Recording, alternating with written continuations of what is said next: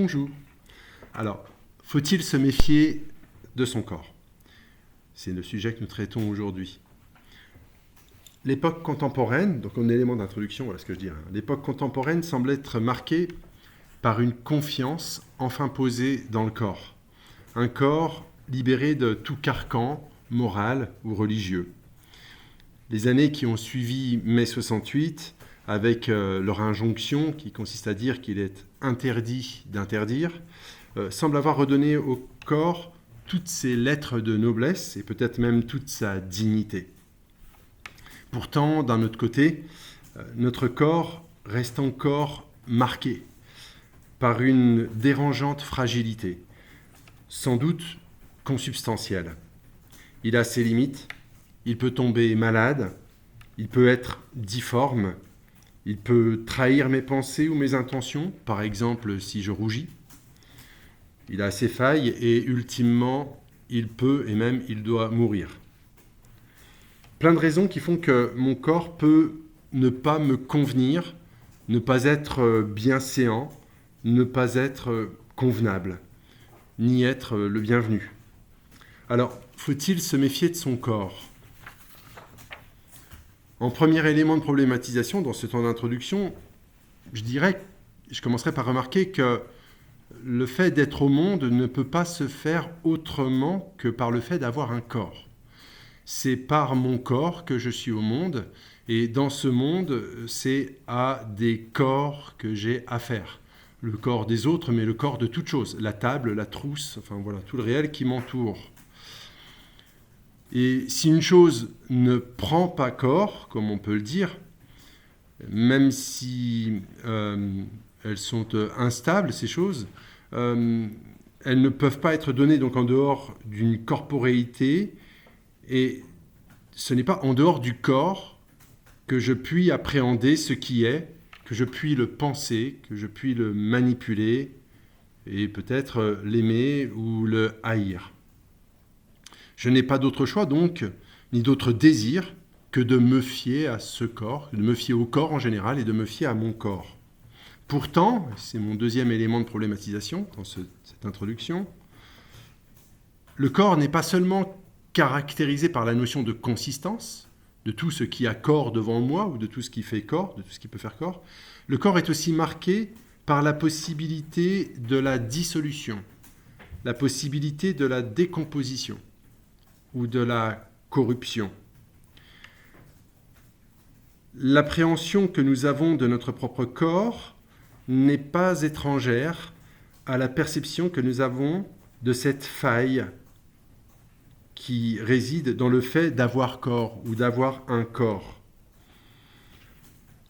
Par exemple, dans le fait d'avoir un corps, je puis éprouver le sentiment de honte qui peut traduire le fait que ce corps, mon corps, n'est pas absolument fiable, si bien que nous pourrions être amenés spontanément à nous méfier finalement du corporel et peut-être nous méfier de notre propre corps.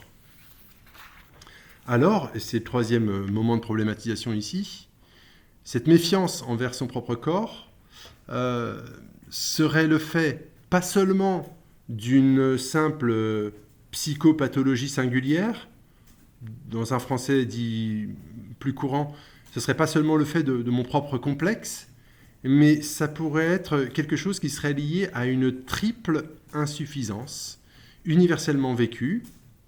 D'abord, une insuffisance ontologique, premièrement, puisque tout corps, du fait même de sa composition, peut se déliter, se corrompre et se décomposer. Une insuffisance existentielle, parce que ce corps, mon corps, peut ne pas me satisfaire, ne pas me suffire ou ne pas me combler. Et enfin, donc, une insuffisance morale aussi, puisque mon corps, mon comportement peuvent ne pas convenir, peuvent ne pas me convenir, en notant ici que ce n'est pas forcément et pas seulement la société qui est envers moi un juge intransigeant, mais c'est peut-être aussi moi-même envers moi-même qui peut être ce propre juge intransigeant qui ne supporte pas ces bourrelets ou ce poids sur la balance, etc. Ou peut-être même mon comportement avec ces pulsions, mon amour pour le fric, l'argent, peut-être ma faiblesse, mes compulsions pour tel plaisir, etc. Peut-être même mes infidélités que je peux me reprocher en me disant « Ah là là », etc. Donc je puis être envers moi-même un juge assez terrible en fait. Donc triple faille, disais-je, ontologique, existentielle et morale, qui fait que finalement ce corps est à penser donc à partir de l'esprit, un esprit qui finalement va juger ce corps lui-même et à partir duquel donc, nous pouvons donc nous vivre et peut-être même mal nous vivre. D'où en fait une méfiance possible envers ce corps.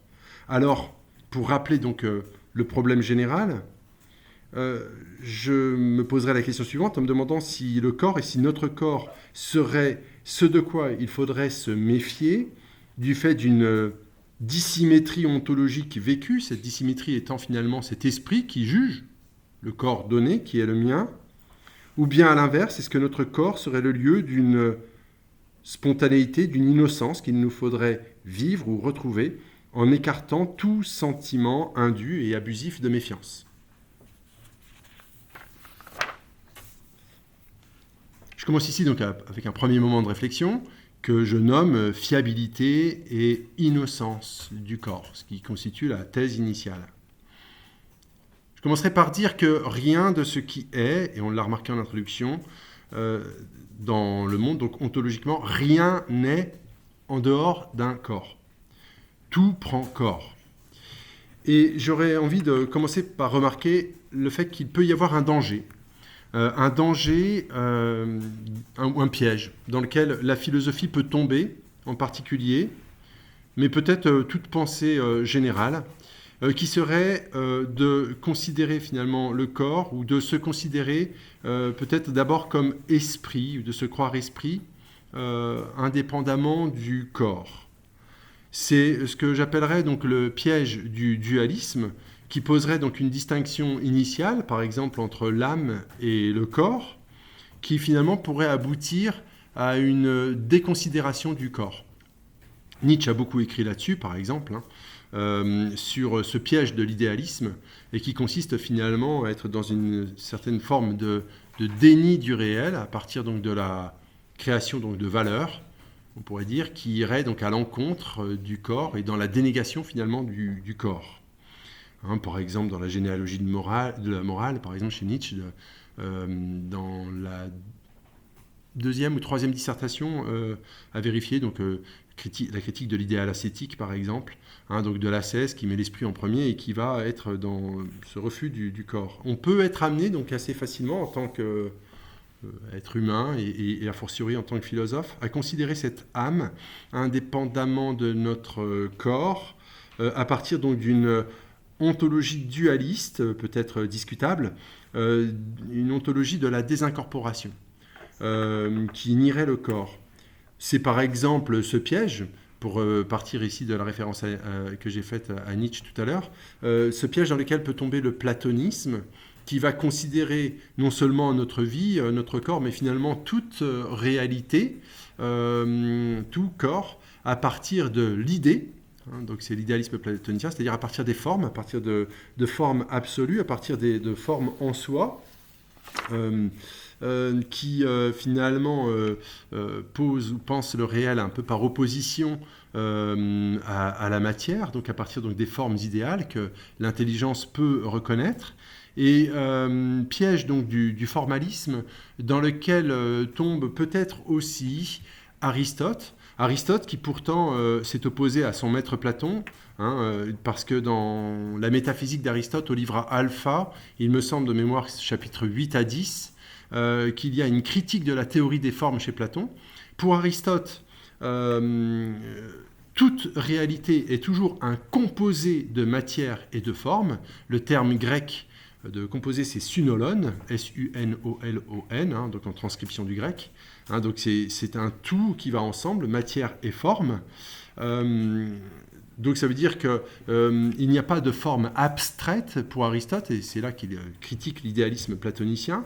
Pour autant, Dans le livre Zeta, c'est-à-dire le livre Z de la métaphysique, au chapitre 3, Aristote se pose la question de savoir en quel sens il faut parler de la substance, c'est-à-dire de ce qui est, substare en latin, ça veut dire c'est ce qui se tient en dessous, c'est-à-dire quel est le plus haut sens donc, de l'être.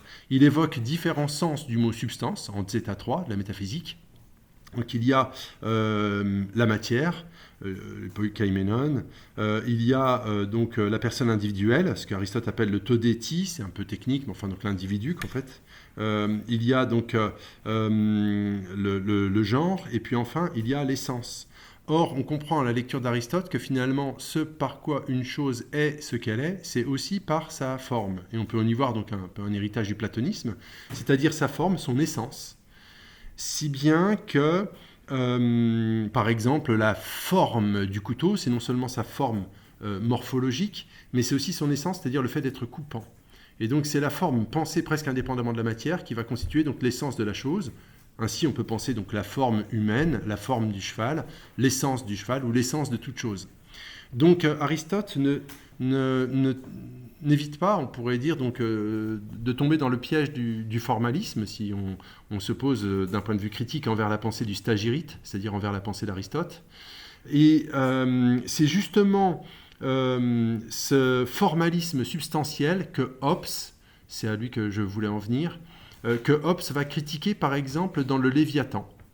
La pensée de Hobbes, donc c'est une pensée, c'est un penseur politique du XVIIe siècle, un penseur anglais. Et il y a dans le 4e livre du Léviathan une critique des formes substantielles. Ces formes substantielles, donc c'est ce qui est repris de la philosophie scolastique, inspirée donc de la pensée aristotélicienne, de la pensée d'Aristote. Et Hobbes affirme fortement qu'il n'y a rien qui n'existe qui n'est un corps. Donc de ce fait, le fait de vouloir penser le réel en dehors d'un corps, notamment de vouloir le penser à partir de la notion d'esprit ou à partir de la notion de forme, est un non-sens. On va dire c'est une abstraction dommageable et qui peut peut-être aussi témoigner donc, d'une certaine méfiance envers le corps, donc qui serait très discutable. Donc on pourrait dire que le corps est ce à partir de quoi nous appréhendons toute réalité. Donc toute réalité est incorporée et mon corps est ce à partir de quoi j'appréhende le réel dans sa totalité. On pourrait donc ici s'appuyer ou faire référence à une pensée. Donc toutes les références que je convoque ici sont exclusivement philosophiques, parce que c'est sous cet angle d'attaque que j'aborde la question. En précisant que par rapport à la question contemporaine, évidemment, les choses sont à remettre en perspective à partir de l'époque contemporaine ou des faits d'actualité, je précise, pour l'exercice. Mais pour ma part, donc, je traite la question fondamentalement et philosophiquement à partir de mon angle d'attaque et de spécialité. Et donc là, mon corps est ce par quoi j'appréhende le monde, et on pourrait s'appuyer ici sur le concept épicurien d'enargeia, si je transcris donc en caractère latin E-N-A-R-G-E-I-A, qui est le concept épicurien d'évidence. Épicure affirme fortement dans ses écrits, de lui il nous reste la lettre à Ménécée, la lettre à Hérodote par exemple, un auteur qu'on a travaillé il n'y a pas longtemps. Le concept d'énergeia ou d'évidence, c'est le fait qu'aucun contenu de connaissance rationnelle n'est possible s'il n'est branché ou s'il n'est appuyé sur la sensation. Ce qui veut dire que la sensation, pour Épicure, est ce à partir de quoi je puis orienter mon existence d'un point de vue éthique pour rechercher donc le bonheur par un calcul des plaisirs et des peines. C'est la sensation qui me guide. Donc un calcul de la raison se fait, donc c'est la raison qui, à partir de la sensation, va calculer quel est le maximum de plaisir à retirer et le minimum de douleur à devoir subir, soit que j'accepte le plaisir tel qu'il est s'il ne provoque pas de douleur plus grande, soit que je subis la douleur si elle provoque, j'accepte de subir la douleur si elle provoque un plaisir plus grand après. Donc c'est la raison qui calcule, mais à partir donc de l'évidence qui est donnée par la sensation, qui elle-même s'appuie sur le fait d'avoir un corps. Donc on ne peut pas écarter ce corps qui est non seulement ce que je pourrais croire, mais qui est ce que je dois croire, et je ne puis absolument pas m'en méfier. Ici me vient un exemple un peu plus récent par rapport à l'ancienneté d'Épicure, mais enfin qui reste malgré tout médiéval. C'est par exemple la constitution habeas corpus en Angleterre, donc il vient du latin, H-A-B-E-A-S, plus loin corpus, donc qu'il ait un corps, et en fait qu'il y ait donc une injonction première qui consiste à dire qu'on ne peut pas juger quelqu'un si on ne l'amène pas présentement devant un tribunal. C'est ça que ça veut dire, habeas corpus. Qu'il ait avec lui un corps, que le juge amène avec lui un corps. Le fait est qu'il s'agit ici de ne pas juger quelqu'un sans qu'il soit présent, donc de façon à ce que le jugement ne soit pas rendu de façon arbitraire. Donc habeas corpus permet d'instituer cette idée qu'on ne peut pas juger quelqu'un, donc j'allais dire à distance ou arbitrairement, ou en conjecturant sur son compte. Donc de ce fait, il ne peut pas y avoir de jugement arbitraire, nul ne peut être détenu arbitrairement. C'est quelque chose qu'on retrouve dans un des articles de la Déclaration universelle des droits de l'homme de 1948. Donc nul ne peut être arbitrairement jugé, exilé, etc. En fait. Donc on a là quelque chose qui a fait date dans le droit anglo-saxon et qui a marqué aussi même le droit international, on pourrait dire. Donc juger quelqu'un, ce n'est jamais rendre un jugement abstrait, mais cela doit se faire avec la personne, par un jugement rendu en personne, avec la personne qui est en face. À savoir dans le fait que ce corps soit lui-même présent pour qu'il puisse être jugé. Vous voyez donc là où nous en sommes, c'est que non seulement on peut faire confiance, mais on doit faire confiance dans ce corps qui est le nôtre, non seulement dans la nature corporelle, mais dans mon propre corps. Cela dit, si on revient sur cette notion d'évidence telle qu'elle est présentée par Épicure, l'énargeia dont j'ai parlé tout à l'heure, on peut voir que cette évidence, bien paradoxalement, n'est pas forcément évidente, parce qu'elle peut me tromper. D'un point de vue, épistémologique, c'est-à-dire du point de vue de la connaissance, quand je m'appuie sur l'évidence que mon corps me présente, eh bien, il est tout à fait possible que ce que mon corps me dit puisse me tromper. Donc Descartes l'a très largement souligné. Ce que l'on appelle évidence, ce que Descartes appelle évidence dans les méditations métaphysiques, ça n'est pas la certitude sensible donnée par mon corps, puisque les sens peuvent être trompeurs. C'est ce que Descartes explique dans les méditations métaphysiques, livres 1 et 2.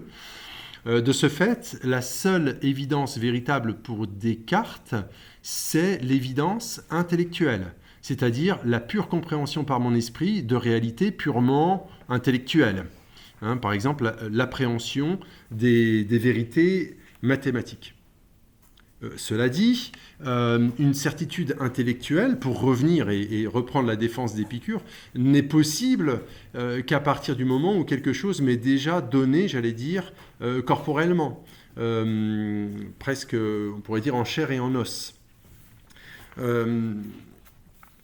Alors, malgré tout, même si le corps est le point de départ de la certitude et de la connaissance, et puis finalement donc de mon action, force est de se constater quand même que cette certitude à laquelle nous accédons a besoin d'être épaulée et appuyée peut-être par l'esprit pour que la certitude première puisse devenir éventuellement donc une vérité. Ce que, par exemple, Hegel souligne ou montre dans la phénoménologie de l'esprit, où il montre bien que la première certitude de la conscience est une certitude sensible, mais cette certitude sensible est bien insuffisante, et elle devra passer par différentes étapes pour arriver donc à la pleine certitude de soi, ou le savoir, ce que Hegel appelle le savoir absolu, c'est-à-dire la pleine appréhension de l'esprit par lui-même. Il se trouve que en cette fin de première partie, nous arrivons quand même à ce constat que, quoique fiable, Descartes dirait donc la plupart du temps, quoique fiable, ce corps peut quand même être trompeur. Dans la 5e ou la 6e méditation métaphysique, Descartes montre, après en avoir douté, que ce corps, en passant donc par la preuve de l'idéalité géométrique, l'étendue existe bien, donc ce corps existe bien, et l'union de l'âme et du corps existe, Descartes étant sûr, absolument sûr, qu'il est une âme avant que de savoir qu'il a un corps. Ça, c'est la démarche cartésienne. Donc, cette existence de son âme, du cogito ergo sum, et arrive à la fin de la 2e méditation métaphysique. Et donc, à la 6e méditation, donc, il montre qu'il y a une union mystérieuse de l'âme et du corps, et que les renseignements que le corps nous donne sont la plupart du temps véraces, c'est-à-dire fiables, mais la plupart du temps, ça ne veut pas dire tout le temps. Donc ça veut bien dire que dans le corps, il est possible qu'il y ait une forme de faille quand même, ne serait-ce que du point de vue de la connaissance. De ce fait, on pourrait être amené à se poser la question de savoir si ce que le corps apporte, est-ce qu'il n'a pas besoin d'être vérifié par l'esprit ? Et le corps donc ne serait-il pas, malgré tout, un peu comme un maillon faible, s'il n'est pas absolument certain ? Et on pourra poser plus loin la question de savoir si le corps n'est pas finalement habité donc par une forme de faille qui m'amènerait donc qui nous amènerait donc à nous méfier de lui. Ne faudrait-il pas se défaire du corps et s'en défier et donc se défier de ce corps donc qui finalement manquerait de fiabilité. J'arrive là maintenant à ma 2e partie, que je titre le corps, cheval de Troie ontologique, point d'interrogation. Alors on a insisté dans la première partie sur le fait que tout est ontologiquement, il n'y a rien qui ne soit, sans que cela n'ait un corps. De même, c'est par le corps que je suis. Cependant, il faut quand même remarquer que ce corps, mon corps, ne dit pas tout ce que je suis. Et vous voyez, même si ce corps, le mien, est, comme on le disait donc en fin de première partie, mystérieusement uni à une âme, selon Descartes, dans la 6e méditation métaphysique, force est de constater quand même que le corps et l'esprit ne sont pas complètement réductibles l'un à l'autre. Si bien que on pourrait affirmer qu'il n'y aurait pas une complète homogénéité entre les deux, c'est-à-dire entre le corps et l'âme. Il y aurait donc une hétérogénéité. Chez Descartes, cette hétérogénéité, c'est celle qu'il peut y avoir entre l'esprit, qui est immatériel, qui n'est pas étendu, et puis le corps, qui relève donc de la réalité matérielle, c'est-à-dire de l'étendu, ce que Descartes appelle l'étendu. Mais quand on approfondit donc ce point, donc c'est que déjà, donc, le corps ne dit pas tout de ce que je suis, et ici, plus encore, donc, il ne dit pas tout de mon être, donc il semble nécessaire donc, de poser cette distinction entre le corps et l'âme, mais je poserais même ici une distinction entre le corps, l'âme et l'esprit. Donc je reviens ici à une conception finalement classique. La distinction qu'il peut y avoir entre le corps et l'âme, c'est déjà cette distinction qui est posée par Aristote, c'est qu'un corps n'est pas forcément animé. Donc ce que l'on appelle âme, c'est ce par quoi un corps va trouver un principe d'unification. Dans le traité De Anima, le traité de l'âme, au livre 2, chapitre 1, Aristote définit ce qu'est l'âme. Et donc l'âme est la forme du corps, c'est ce qui va informer le corps, et c'est la forme d'un corps qui a la vie en puissance, dit Aristote. Et donc cette âme peut être pour Aristote végétative, elle peut être sensitive, c'est le second degré d'âme, ou elle peut être intellective, c'est le 3e niveau d'âme, qui est celui de la pensée. L'âme végétative, c'est en fait le principe qui fait que finalement un corps végétal va trouver son principe d'unité, c'est-à-dire la vie, qui va lui permettre de se nourrir et de se reproduire. Au-dessus du seuil végétal, il y a le seuil animal, qu'on dirait aujourd'hui sensorimoteur, qui finalement, au-delà du seuil végétatif, permet donc à l'animal d'être organisé, de pouvoir se déplacer, de se nourrir, de subvenir à ses besoins et lui aussi donc de pouvoir se reproduire, ce qui relève en fait du stade végétatif pour l'alimentation et la reproduction. Et puis enfin le stade de la pensée, donc l'âme pensante, elle est seule chez l'être humain pour Aristote. Donc elle est ce principe donc d'unité de ma pensée, de mon identité. Voilà, donc parler du corps, c'est nécessairement parler aussi donc de son autre, c'est-à-dire l'âme. On voit bien qu'un cadavre n'est qu'un corps sans âme, donc ce n'est plus qu'une dépouille qui laisse un vestige. En latin, le vestige, c'est la trace, la marque de ce qui a vécu, mais qui n'est plus vivant. J'ai aussi parlé d'esprit tout à l'heure, et je pourrais poser une distinction entre l'esprit et l'âme. C'est qu'à vrai dire, on pourrait donc parler donc de l'âme qui donne à son corps un principe d'unité. L'esprit serait aussi, par rapport à l'existant, ce qui peut inspirer son existence et l'orienter. Par exemple, nous sommes tous corps et âme, pourrait-on dire, âme non seulement végétative, sensitive et puis pensante, mais nous sommes aussi, comme on pourrait dire, plus ou moins bien inspirés, finalement. Je peux être inspiré de façon vicieuse ou être inspiré de façon vertueuse. Donc d'où la légitimité donc, d'une articulation corps, âme et esprit. Pour revenir ici à la question du corps et à la question de son insuffisance, le corps seul ne suffit pas finalement pour penser notre rapport au monde, puisque si on s'en tient donc à la seule facticité du corps, force est de constater que le corps, comme je l'ai dit tout à l'heure, ne dit pas tout de nous. Il ne s'agit pas ici donc de retomber dans un dualisme qu'on a voulu écarter dans notre premier moment réflexif, qui mettrait d'un côté donc le corps sans esprit ou sans âme, et puis d'un autre côté l'âme, l'esprit sans le corps.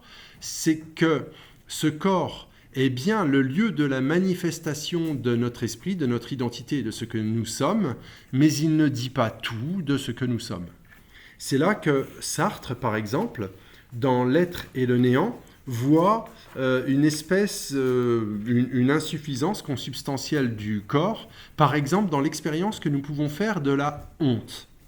Dans L'être et le néant, Sartre explique que la honte, c'est justement cette situation dans laquelle nous nous trouvons exposés sous le regard d'autrui, qui est un regard objectivant, qui me voit dans ma facticité, on pourrait presque dire dans ma matérialité, telle que je suis, et je puis avoir honte parce que ce corps ne dit pas tout de moi. Ça peut être le cas si, par exemple, je suis dénudé, donc je peux avoir honte. Alors évidemment, en dehors d'une relation de confiance totale dans l'intimité, en fait. Mais sinon, normalement, je n'expose pas ma nudité à la généralité. Ou bien, par exemple, autre exemple, si vous voulez, si on m'objectait, mais non, on peut se promener à poil, bon, si vous voulez. Mais si vous faites quelque chose de pas bien, si vous êtes tout seul, peu importe, vous n'avez que votre conscience pour vous, d'une certaine façon, et vous pouvez le faire donc de façon éhontée, sans honte. Mais par contre, si vous faites capter, c'est peut-être différent. Si vous faites, par exemple, capter en train de regarder par le trou de la serrure ce qui se passe et tout, vous allez ou écouter aux portes, peut-être que vous allez dire « Ah non, mais j'étais pas en train d'écouter », vous allez vous auto-justifier, parce que vous vous trouvez donc comme objectivé, c'est-à-dire capté ou démasqué, et réduit à cette image de, par exemple, voyeur, ou bien autre chose si vous êtes voleur, etc., ou menteur, d'où le sentiment de honte, voyez, qu'on peut éprouver. De ce fait, vous voyez que le corps n'est pas autonome. Il est donc marqué par l'insuffisance. Et on le voit toujours et encore à partir donc des revendications donc les plus contemporaines. Donc je m'appuie aussi sur des exemples contemporains et pas seulement sur des pensées classiques. Par exemple, quand on va lutter contre les discriminations.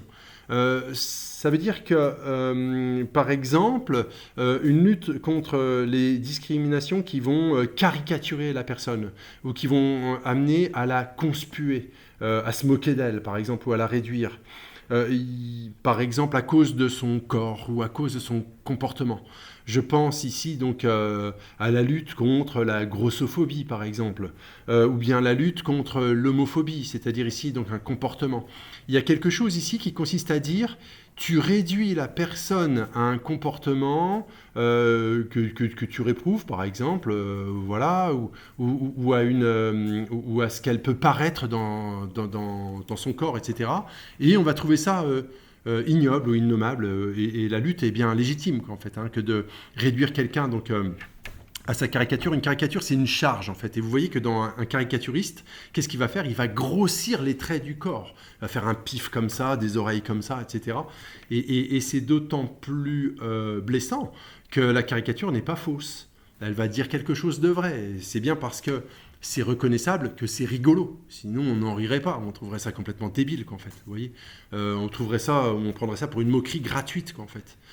Donc, il y a bien quelque chose qui relève donc de cette dualité, d'une certaine façon, sans tomber dans un dualisme, mais qui consiste à dire que l'esprit ne se réduit pas au corps. Ça veut dire que tu n'as pas le droit de traiter telle personne en la réduisant, par exemple, à ce corps ou à ce comportement, après la charge que tu as portée contre elle. C'est-à-dire, tu caricatures son corps ou son comportement, et ensuite tu le charges pour le mettre, par exemple, sur la place publique et pour s'en moquer, en fait.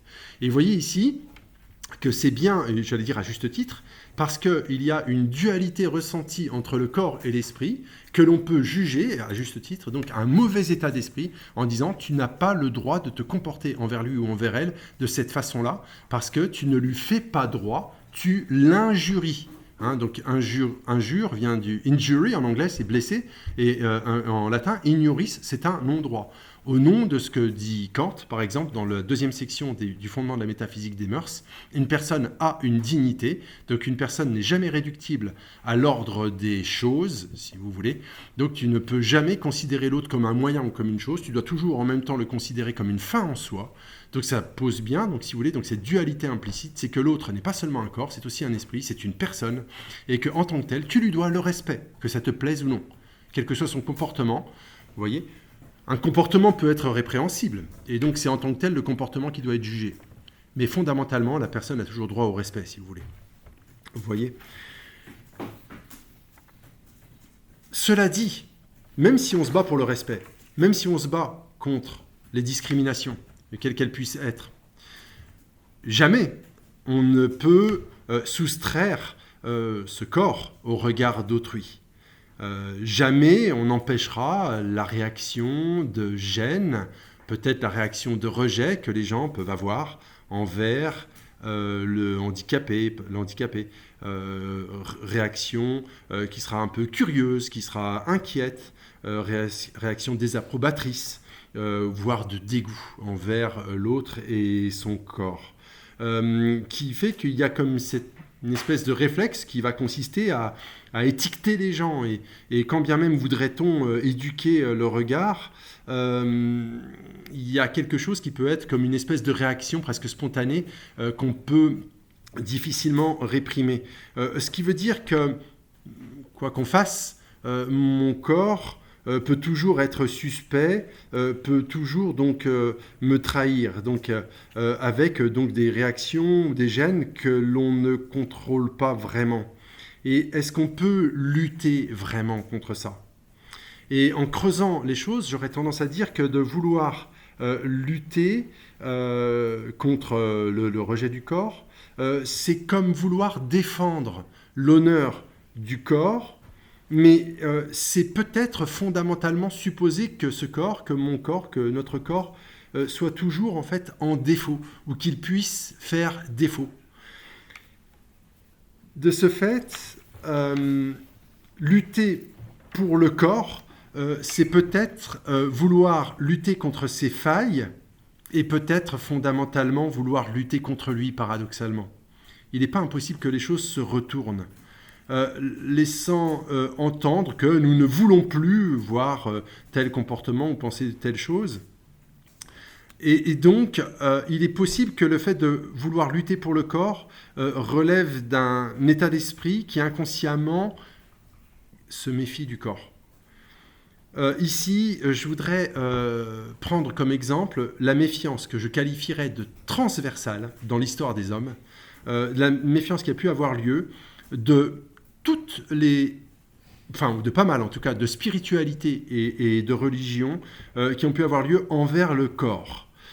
C'est que nous aurions, donc j'ai dit les spiritualités ou les religions, c'est parce que finalement il y a là-dedans une question à mon avis d'état d'esprit qui est en jeu. Ce qui veut dire que l'esprit humain se méfie presque comme spontanément du corps. Je ferai référence ici à des spiritualités religieuses. Je ne dis pas que toute religion se méfie du corps, ce serait à démontrer et ce serait à expliquer. Mais en tout cas, il y a des courants de pensée spirituelle et religieux qui ont porté avec eux donc une méfiance radicale envers le corps. Je pense ici à l'arianisme, de l'auteur Arius. C'est pas à ne pas confondre avec les ariens, les nazis au XXe siècle. Le mot arien chez les nazis au XXe siècle, c'est un mot qui vient du sanskrit, c'est-à-dire du langage de l'Inde, et qui veut dire bien né. C'est ça que ça veut dire arien. Donc ça fait référence à l'eugénisme. Donc l'arianisme nazi fait référence à une bonne naissance, qui est un concept religieux, hindou, si vous voulez, le fait d'être bien né. Et chez les nazis, ça veut dire le fait d'être de bonne naissance d'un point de vue physique, de la bonne race, quoi, si vous voulez. Mais c'est pas la même chose avec l'arianisme, donc Arius, A-R-I-U-S, donc des premiers siècles du christianisme. C'est une pensée religieuse qui pose un dualisme entre l'âme et le corps, et qui consiste à dire que nous sommes une âme, et que ce corps, finalement, est méprisable. Donc l'arianisme est lié, si vous voulez, à la gnose. La gnose, en fait, c'est une croyance qui aura été qualifiée d'hérétique par la foi chrétienne, qui consiste à dire que gnosis, ça veut dire connaissance. Par la connaissance du monde, eh bien, nous devons nous défaire de ce monde. Ce monde est une poubelle, et donc il faut, par l'esprit, s'en détacher et chercher à rejoindre la lumière. Et donc la gnose est une lecture des évangiles notamment, et des textes chrétiens, je le redis, qualifié d'hérétique, et qui consiste à dire que ça s'appuie sur un dualisme qui consiste à dire que ce monde est pourri. Jésus nous aurait montré l'exemple d'un monde qu'il faut fuir pour aller donc dans l'au-delà. La pratique de la gnose a été telle, par exemple, qu'elle a amené à des sacrifices d'enfants. Elle peut conduire à des sacrifices d'enfants. Puisque le monde est pourri, il faut le quitter au plus vite. Et donc, on prenait les enfants et on les mettait sur la plaque froide pour qu'ils meurent. Comme ça, pour qu'ils soient libérés, en fait. Donc, vous avez des pratiques sacrificielles comme ça, qui viennent donc du paganisme et qui aussi se sont retrouvées donc, dans la gnose chrétienne, qu'on retrouve donc dans le catharisme, puisque la foi cathare donc, du XIIe siècle s'appuie sur cette même assise spirituelle de rejet du monde et de dégoût pour le monde et de dégoût du corps. Plotin, qui est un penseur du IIIe siècle après Jésus-Christ, a écrit contre les gnostiques.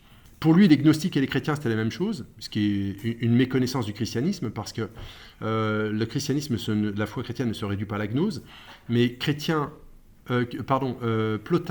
connaît les chrétiens à partir de la gnose, et les gnostiques sont des gens qui disent que le monde est pourri. Ce qu'on retrouve jusque dans la littérature contemporaine, notamment dans la littérature de Cioran, par exemple, qui écrit un livre qui s'appelle « De l'inconvénient d'être né ».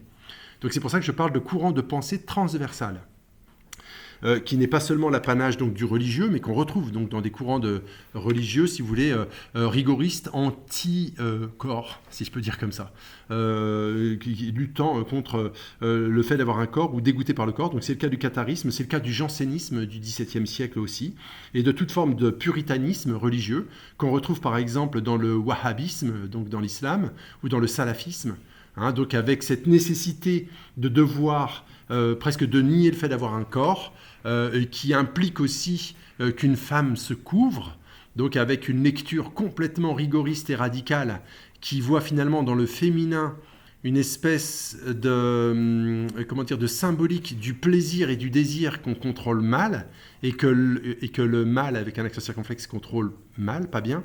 C'est-à-dire que ça explique aussi la misogynie, c'est-à-dire cette espèce de fascination que le masculin peut avoir envers le féminin, comme étant à la fois un spectacle, le lieu donc, du plaisir, et le spectacle d'une jouissance, qu'en même temps, il ne contrôle pas. D'où l'angoisse, on pourrait presque dire aussi donc de l'impuissance chez l'homme ou chez le masculin. Donc il y a réellement, je pense, une dualité qui se pose là, qui fait qu'être au féminin et au masculin, c'est pas la même chose qu'en fait. L'homme étant marqué donc par la puissance, c'est-à-dire aussi la possibilité de faire jouir qu'en fait. Et donc la volonté de contrôler, d'où aussi, je disais, donc la misogynie, c'est-à-dire le fait de contrôler ce qui échappe à son contrôle, parce que le féminin est bien ce qui échappe au contrôle du masculin en réalité, pour le dire comme ça.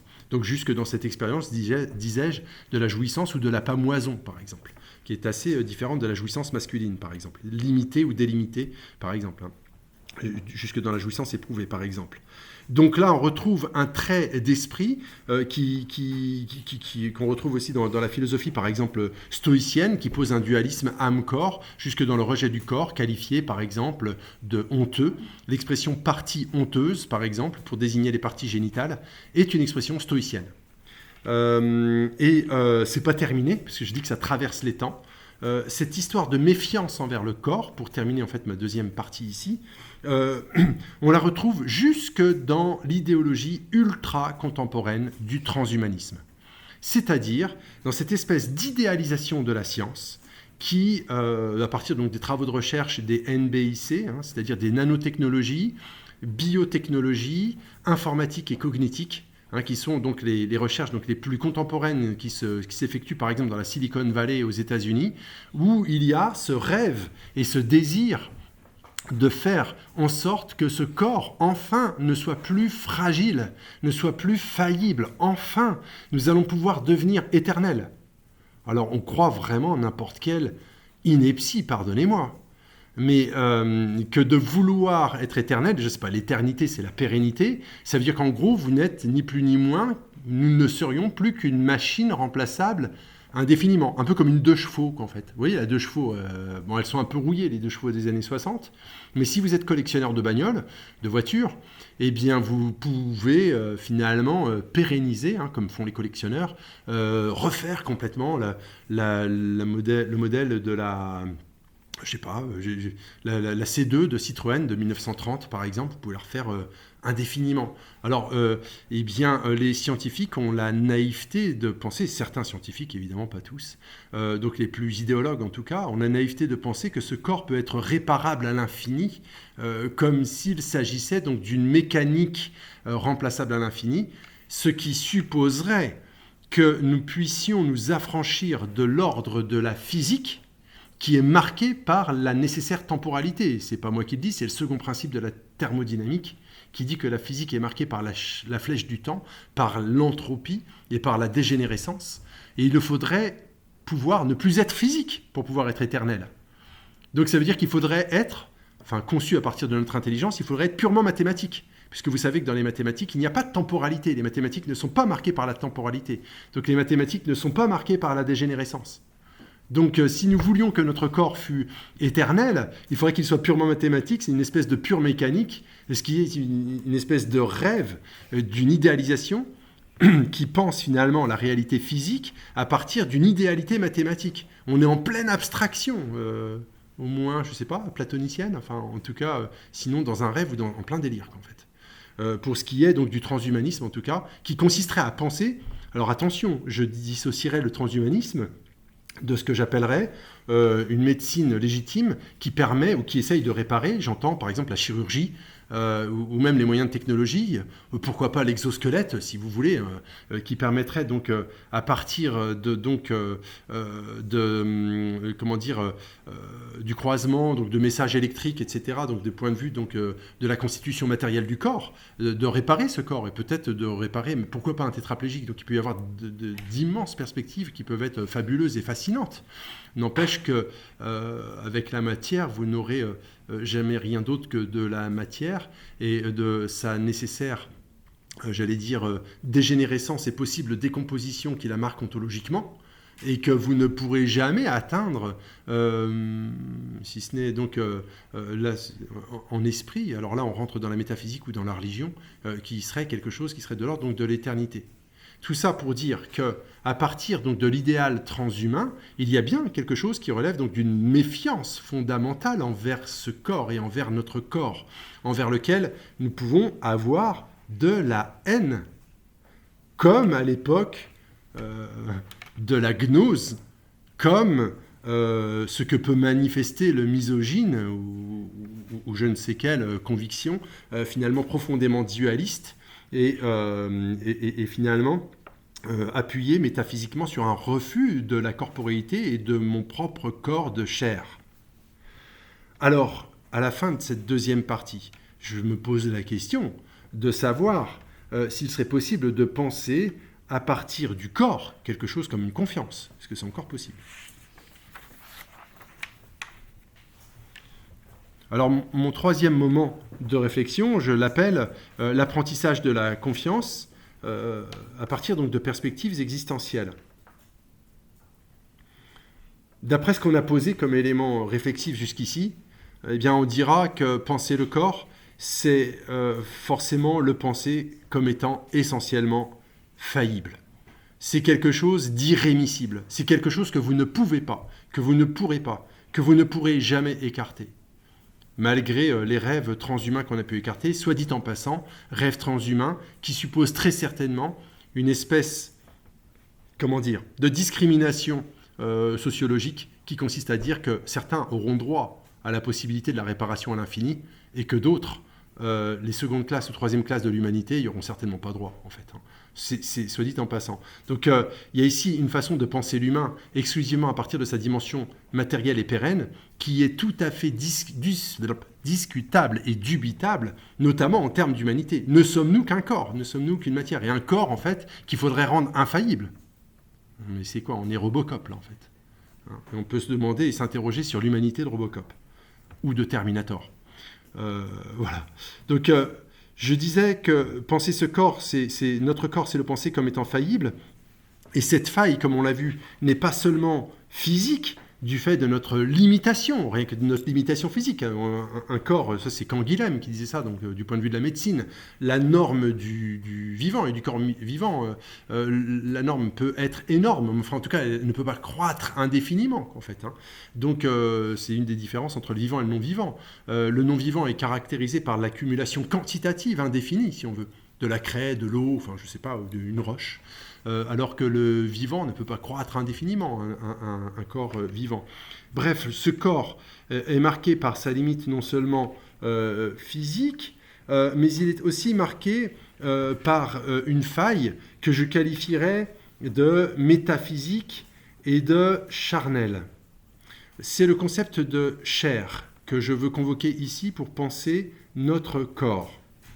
Ce que j'appelle chair, c'est pas seulement la chair, c'est H-A-I-R, c'est pas seulement la matérialité de mon corps, comprise comme étant opposée à un esprit immatériel. Ça, c'était l'opposition cartésienne de l'étendue et de la pensée. Donc le concept de chair ne fait pas seulement référence à ça, dans l'opposition matière-esprit. Le concept de chair, ici tel que je le convoque, ne fait pas seulement, ça s'appuie là-dessus, mais pas seulement, ne fait pas seulement référence donc à la phénoménologie, par exemple, celle de Merleau-Ponty, qui dans un livre qui s'appelle « La phénoménologie de la perception », ouvrage de 1945, qui est la thèse de Merleau-Ponty. Merleau-Ponty qui parle, à partir du concept de chair, de mon corps propre, c'est ce corps, le mien, à partir duquel je puis appréhender ce monde. Et donc, ce corps, nous dit Merleau-Ponty, eh bien, il est ce à partir de quoi nous faisons cette expérience originelle, cette Urglaube en allemand, cette croyance originelle, cette Urdoxa en fait, pour reprendre ici Husserl, c'est-à-dire cette confiance originelle dans le monde, c'est par mon corps. Je sais que la table est là, je vois bien l'ordinateur, je ne puis en douter, je ne puis entrer dans une fiction comme celle de Descartes dans la deuxième méditation métaphysique, qui consisterait à douter du monde, c'est une fantaisie. Je ne puis pas douter de votre présence. Et donc, je fais bien clairement la distinction entre le rêve et la veille du fait que quand je suis réveillé, je sais que je ne rêve pas. Je ne puis considérer la veille comme étant un rêve. Donc, Merleau-Ponty explique tout ça. Et c'est bien par ce corps propre, le corps de chair, que je sais ça. Donc, c'est-à-dire que j'ai confiance dans le monde qui est le mien, qui m'entoure. Mais le concept de chair tel que je le convoque, c'est aussi ce corps, mon corps, à partir de ce qui peut l'inspirer. Donc là, ce que je remets au premier chef, c'est la dualité de la relation corps-esprit, en fait. Si bien que le corps n'est pensable, à mon avis, selon la thèse que je prends, qu'à partir de la notion d'esprit, le corps est pensé à partir de la soumission à cette notion d'esprit, puisque c'est bien l'esprit, c'est-à-dire ce qui m'inspire, qui va soit unifier ce corps et finalement toute mon existence, ou bien qui va, à l'inverse, dissoudre ce corps ou mon existence. Puisque, par exemple, un comportement vicieux va mener à un comportement qui, d'une certaine façon, sera dissolvant, ce qui, pour le dire comme ça, ce qui peut être marqué jusque dans ma constitution corporelle. Prenons un exemple. Quelqu'un qui va prendre l'habitude de boire de l'alcool tous les soirs va devenir alcoolique. Je dirais qu'il serait bien mal inspiré, en fait. Sans vouloir le juger, le pauvre homme ou la pauvre femme qui se laisserait aller donc, à ce vice, force serait de constater que son comportement l'amènerait à une certaine forme de dissolution de son existence, du point de vue de ses actes, mais presque aussi à une dissolution quasiment physique. Son nez va se piquer, ses gestes seront bien incertains, etc. Il y a des drogues extrêmement puissantes qui sortent et qu'on voit. Je ne sais pas, c'est aux États-Unis, drogue du zombie, j'ai entendu parler de ça. Les choses sont telles qu'il s'agit finalement d'ingérer là des substances qui sont... Comment ça s'appelle ? Sarcophages, c'est-à-dire qu'ils mangent la chair. C'est-à-dire que ceux qui sont addicts à cette drogue donc ont un comportement de zombie et physiquement, leur corps se décompose. C'est incroyable. Donc des saloperies Et en fait, ce sont des drogues qui sont constituées, le nom m'échappe, mais vous pouvez le rechercher, en termes de culture contemporaine, ça peut faire partie donc, d'exemples qu'on pourrait exploiter. Ce sont des drogues qui sont constituées donc, à partir de substances qui sont faites à partir d'anesthésiants pour chevaux. Donc ça vous met un shoot dans la tronche, pardon, je vais essayer de parler correctement, mais vous voyez, donc vous êtes bien cassé avec ça, certainement bien planant, mais alors ça vous détruit en fait. D'où le fait, si vous voulez, que je pose par nécessité, et à partir de la perspective existentielle qui est celle de mon grand 3, je pose par nécessité le fait de devoir penser ce corps qui n'est pas n'importe quel corps, le corps de la table ou un corps extérieur. Donc c'est pas n'importe quel corps, c'est mon corps, et mon corps prend sens à partir d'une perspective que je qualifie ici donc de spirituelle. Donc mon corps ne peut pas être pensé de façon purement autonome, c'est-à-dire à partir des seules lois de la physique ou de la physiologie. Il ne peut pas non plus être pensé à partir des seules lois de la psychologie, même si elles nous rendent de grands services et qu'elles peuvent penser l'état de mon âme, en fait, pour essayer peut-être espérer me guérir psychologiquement, si je suis agoraphobe ou je ne sais pas quoi. Ce corps ne peut pas être seulement non plus, je radicalise mon propos, penser à partir des règles de la sociologie comme un fait social, c'est donc qu'il doit être pensé à partir de ce qui l'inspire, donc dans une perspective résolument existentielle, qui est une option, une thèse que je prends et que je défends ici. C'est pour illustrer cette thèse, par exemple, à Kierkegaard que je vais me référer. Kierkegaard, qui est un auteur danois, qui est un philosophe, penseur, chrétien protestant, et qui écrit, donc Kierkegaard, Kierkegaard, d'accord, pardon, j'ai mal éplé. Donc un auteur danois, Kierkegaard, qui écrit un livre, par exemple, comme Les stades sur le chemin de la vie. Pour comprendre Kierkegaard, donc c'est là-dessus que je m'appuie, ou aussi sur La maladie à la mort, qui est un autre ouvrage qu'il a écrit, qu'on trouve aussi sous le titre « Traité du désespoir ». Mais la vraie traduction de l'ouvrage de Kierkegaard, c'est « La maladie à la mort », la maladie qui conduit à la mort. Quelle est la maladie qui conduit à la mort ? Pour Kierkegaard, c'est l'existence. L'existence est une maladie qui, pour lui, n'est pas incurable. Mais bon, on va essayer de voir à quelles conditions. Pourquoi ? Parce que l'existant, quand Kierkegaard parle d'existant, il parle de l'être humain. Ce n'est pas tout ce qui existe. Donc, ce n'est pas la table ou l'ordinateur.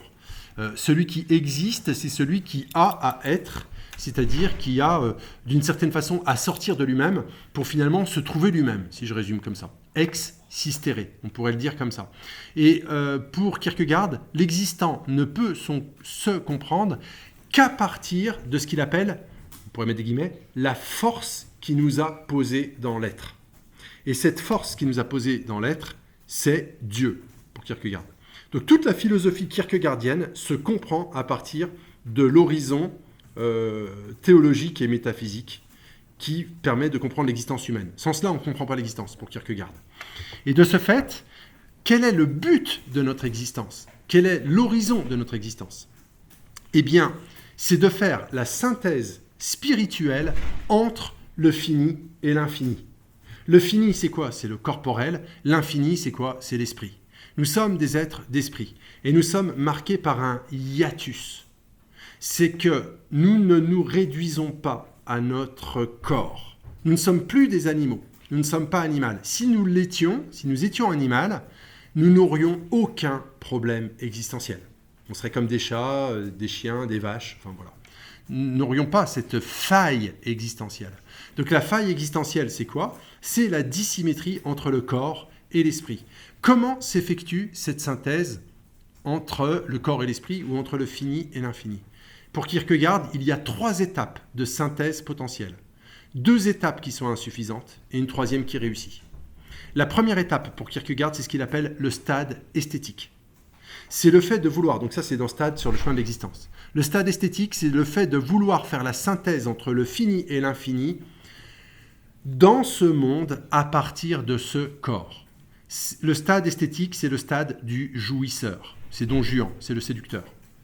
C'est par exemple le fait de vouloir trouver l'infini dans le fini. Don Juan n'a de sens et son orientation existentielle n'est tournée que vers la volonté de séduction pour toujours à l'infini séduire, toute séduction étant insuffisante une fois qu'elle prend fin. C'est la raison pour laquelle ce qui l'intéresse, c'est l'option spirituelle qui consiste à séduire. Une fois que la proie est séduite spirituellement, Charlotte, par exemple, dans le Don Juan de Molière, ou Donna Elvira, donc dans le Don Giovanni de Mozart, eh bien, une fois qu'elle est séduite, elle est plus intéressante. Lui-même, Kierkegaard écrit un livre qui s'appelle Le Journal du séducteur, dans lequel il explique une prédation qui n'est pas une prédation physique, qui est une prédation spirituelle, qui consiste à vouloir se soumettre à un autre esprit, une autre liberté. Voilà. Donc ça, c'est le stade esthétique, mais il est insuffisant parce que jamais esthétiquement, c'est-à-dire dans l'ordre de la sensibilité, cette synthèse entre le fini et l'infini ne peut se faire.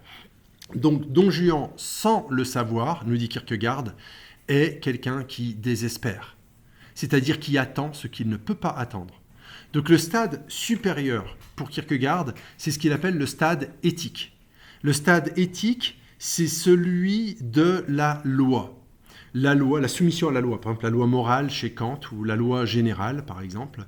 La loi religieuse, en fait, par exemple la loi mosaïque, les 10 commandements de Moïse.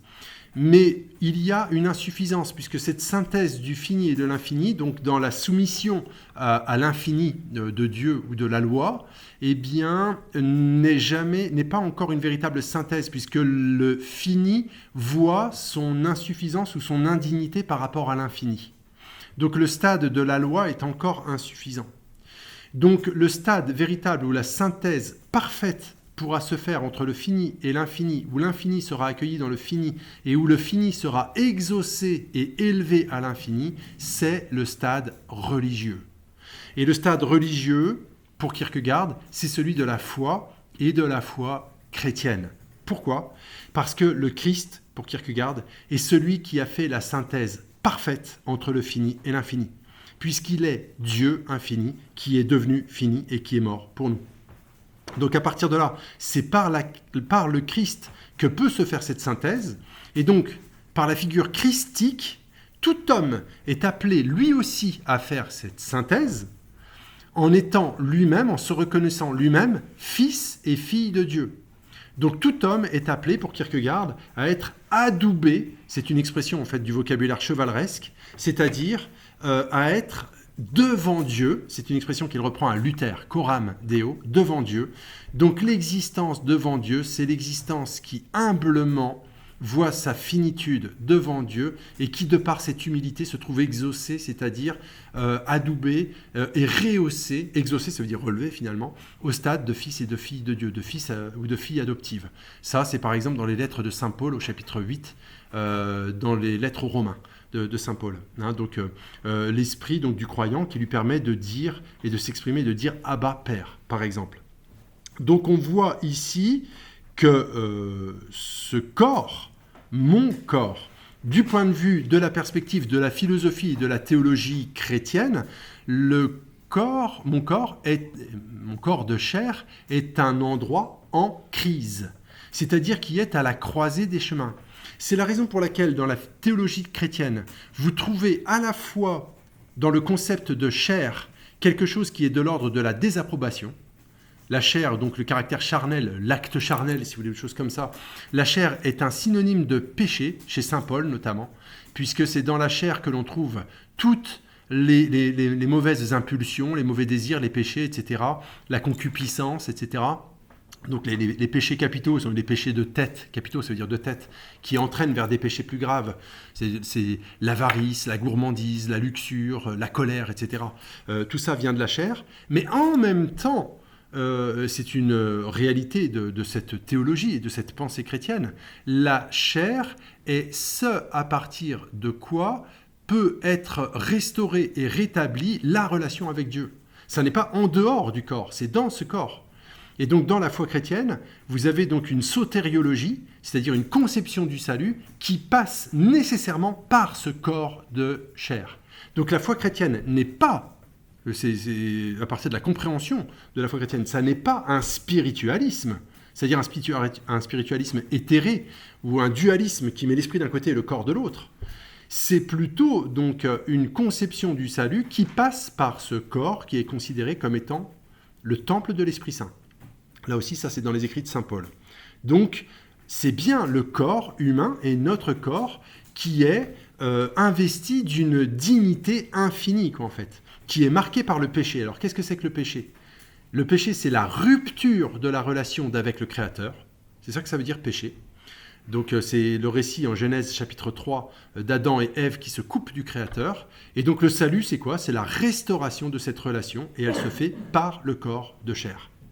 Ce qui veut dire qu'il y a dans la théologie chrétienne, celle notamment de Kierkegaard, qu'on peut retrouver chez quelqu'un comme Pascal par exemple, une dimension clairement nuptiale de la foi.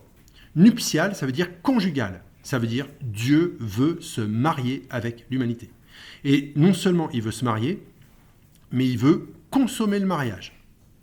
Donc ça veut dire que, non carrément, ça veut dire qu'ici, vous retrouvez ça, si vous ouvrez la Bible et que vous lisez le Cantique des Cantiques, on pourrait dire, mais c'est un bouquin, il s'est trouvé là par hasard. Le Cantique des Cantiques dans la Bible, c'est l'Ancien Testament, c'est le dialogue entre l'amant et l'aimé, entre l'époux et l'épouse. Et donc, c'est un dialogue érotique. Donc, il est en train de lui dire, il est en train de la draguer, il dit « tes seins sont comme des fans, tes régimes sont comme des grappes, et tout. » Donc, en gros, viens dans mon jardin, pour inviter donc à la consommation en fait donc du mariage. Donc c'est d'ailleurs la consommation nuptiale, conjugale, vous avez bien compris, à l'acte de chair, si vous voulez, à la conjugalité. C'est comme ça que il est parlé dans la Bible de Dieu et dans sa relation avec l'humanité, en fait. Et donc ici, la corporéité donc n'est pas une espèce d'accident de l'histoire spirituelle. Donc dans le contexte de la théologie chrétienne, c'est bien par ce corps de chair que Dieu fait alliance avec l'humanité en donnant son corps. Donc dans le christianisme où le Christ se sacrifie, c'est qu'il se donne complètement jusqu'en s'abandonnant, c'est-à-dire jusqu'en donnant sa vie. Ça veut dire que la définition chrétienne de l'amour, c'est de donner sa vie complètement pour l'autre jusqu'à la perdre. Et c'est ce que vous retrouvez notamment dans la conception chrétienne du mariage. C'est-à-dire, c'est pas seulement donc la consommation du mariage, c'est-à-dire l'acte charnel n'est pas du tout un accident du mariage, ça fait évidemment partie de sa réalité complète, de se donner l'un complètement à l'autre, mais aussi d'aller jusqu'à mourir pour l'autre, en fait. Par là, ça n'est pas par haine du corps, c'est parce que dans la théologie chrétienne, le corps est fait pour se donner. Il est fait pour se consumer complètement et de se consumer par amour. Ainsi, on comprend que dans la théologie chrétienne, la dualité spirituelle fondamentale, c'est quoi ? le corps de chair. Sa dualité fondamentale, c'est quoi? C'est d'un côté la concupiscence ou le péché, et d'un autre côté l'amour et la charité. Ça veut dire que finalement, tout ce qui nous inspire, c'est soit concupiscent, soit réellement amoureux. Concupiscent, ça veut dire quoi? Ça veut dire consommer pour prendre pour soi, pour s'autonomiser et se couper de Dieu, c'est ça le péché. Soit être par son corps jusqu'à se donner et s'abandonner complètement. À son épouse, par exemple, à ses enfants, à ses amis, ou pour ceux qu'on aime. Cette dualité-là de la concupiscence et de la charité, vous la retrouvez par exemple dans les 3 discours sur la condition des grands de Pascal, où il explique en fait les différences de grandeur selon la nature ou bien selon la société, où il explique la différence qu'il y a entre le règne de la concupiscence, entendez du péché, ou bien le règne de la charité. Donc ça veut dire que l'horizon amoureux dans la théologie chrétienne, c'est agapé, donc Eros. En fait, il y a 3 dimensions de l'amour dans le christianisme. Il y a Eros, c'est-à-dire l'érotique. Il y a Philia, l'amitié. Et puis Agapé, qui est l'amour inconditionnel, qui consiste à se donner absolument à l'autre sans retour. Eh bien, on pourrait dire qu'à partir de ce corps, ce à quoi ce corps est appelé, selon cette pensée-là, selon cette pensée chrétienne, c'est bien au don jusqu'à l'abandon, dans, la nuptialité ou dans l'amour total. Et donc c'est là le sens d'une vocation religieuse, par exemple. Alors, même si on est très étranger à ça, mais c'est ça le sens de la vocation d'un curé, par exemple, bien imparfaite, parce que ce sont des mecs qui sont pas parfaits, c'est celui de se donner complètement, finalement, sans retour, sans rien attendre en retour, à tel point qu'il renonce à tout par amour, d'une certaine façon. C'est ça le sens des moniales, des moines et des moniales, qui finalement témoignent d'un amour absolu, jusqu'à donner leur vie complètement, sans rien prendre. Par exemple, saint François d'Assise, qui dit, par exemple, « Je suis né pauvre, je mourrai pauvre », et qui dit ça devant l'autorité ecclésiale, l'évêque, en se foutant à poil, complètement. Il a choqué, donc c'est au XIIe siècle, en fait. Et devant son père, qui est un riche tisserand, et qui attend qu'il fasse une belle carrière et tout, et il est promis à une carrière militaire, chevalier, il abandonne ça, la gloire, il abandonne les honneurs, il abandonne les richesses, en faisant les vœux de pauvreté, chasteté, obéissance. Il renonce à tout, même à fonder une famille, etc., par amour complet pour l'humanité.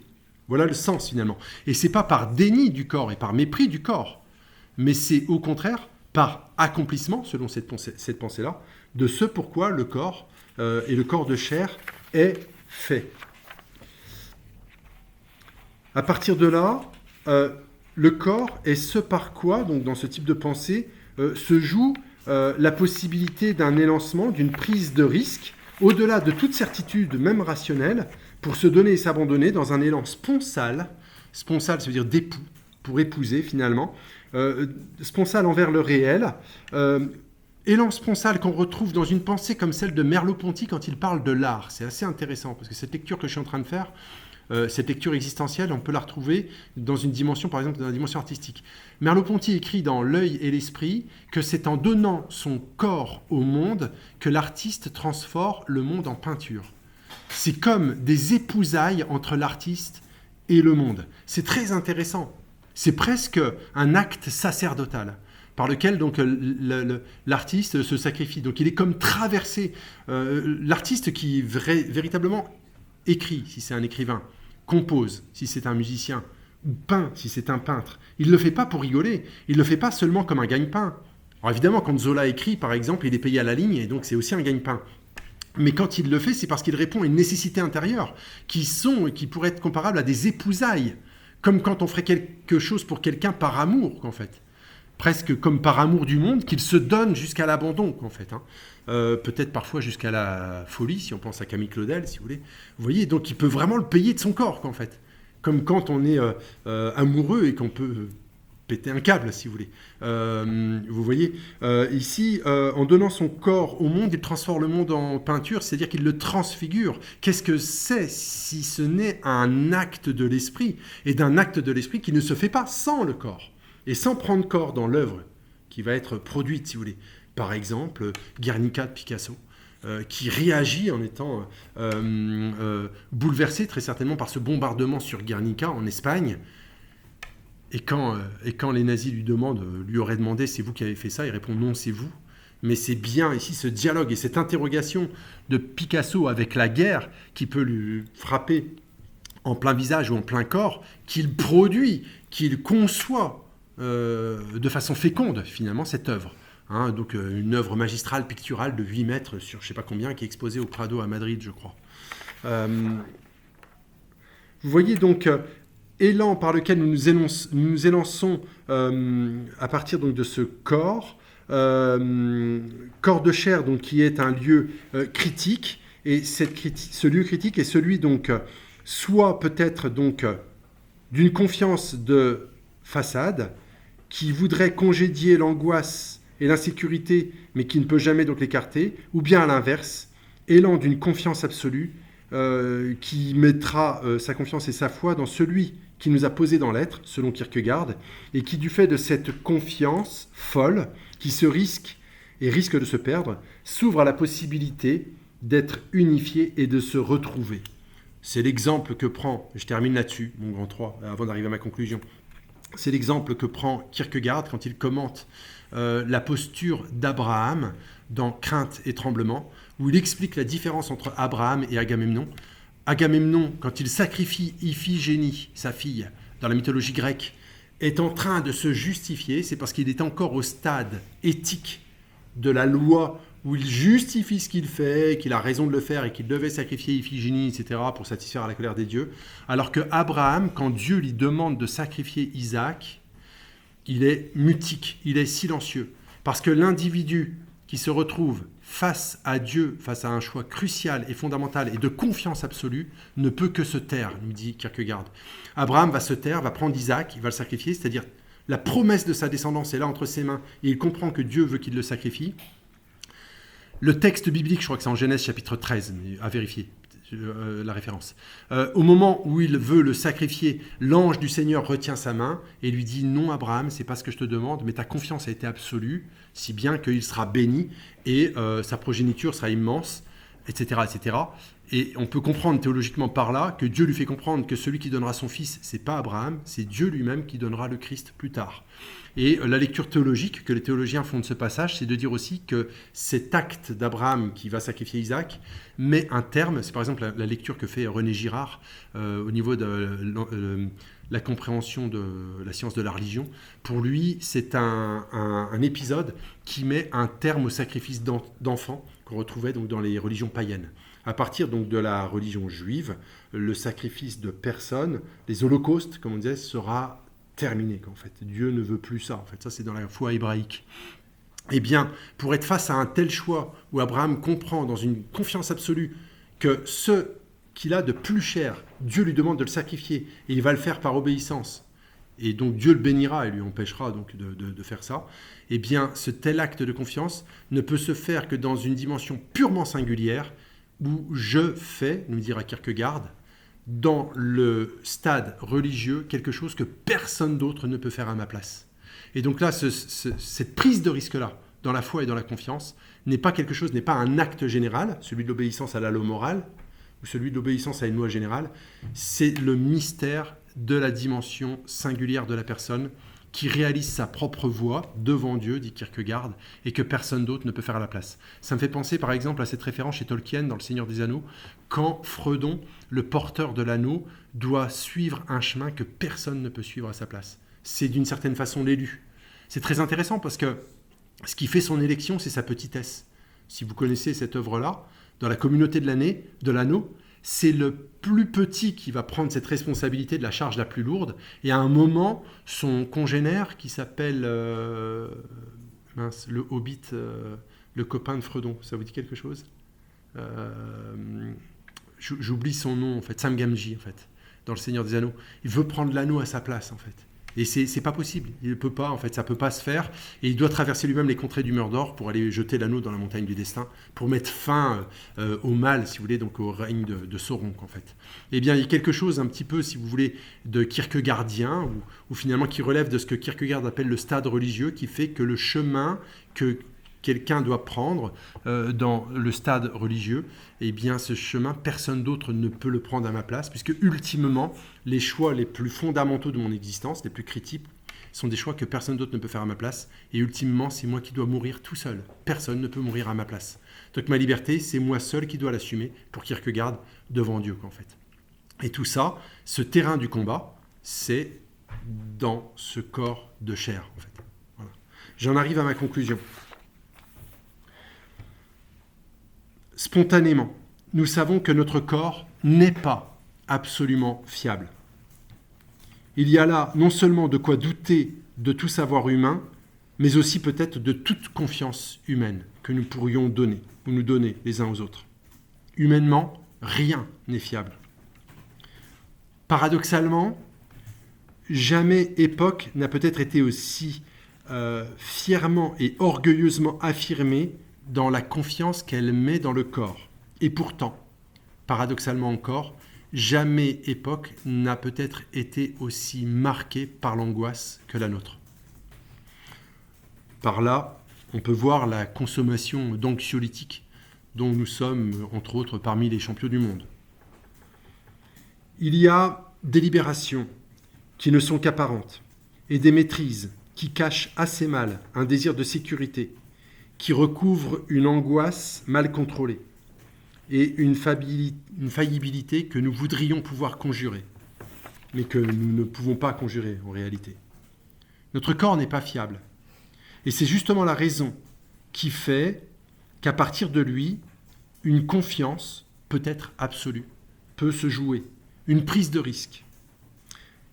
Une prise de risque qui nous amène à une ouverture, à une réalité spirituelle, qui, loin de nous perdre, peut nous orienter et nous unifier dans une aventure à partir de notre corps qui peut-être par là s'en trouvera pacifié. Je vous remercie.